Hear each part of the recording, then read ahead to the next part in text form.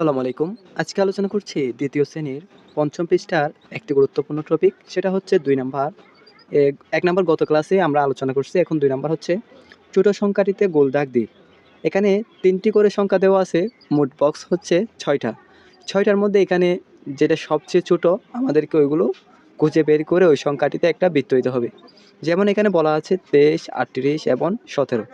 এখানে আছে ১ দশক, এখানে আছে ২ দশক, এখানে আছে ৩ দশক। তাহলে এটার চেয়ে দশকের ঘর এটা একটু বড়, এটার চেয়ে এটা একটু বড়। কিন্তু এককের দিক থেকে বিবেচনা করলে দশকের দিক থেকে বিবেচনা করলে এটা হচ্ছে ছোট এই ২টা থেকে। ঠিক তেমনিভাবে এই এককের স্থানে এটা ৩, এটা ৮ আর এখানে আছে ৭।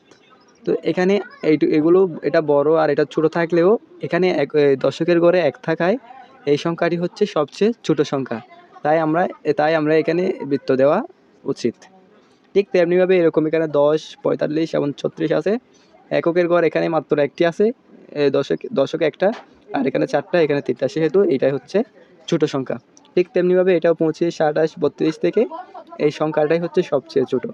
আর এখানে হচ্ছে ১৯, ১৭, ২৭, ১৬। ঠিক তেমনিভাবে এগুলো থেকেও এই সংখ্যাটি হচ্ছে সবচেয়ে ছোট।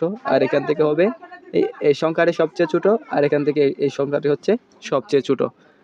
ধন্যবাদ।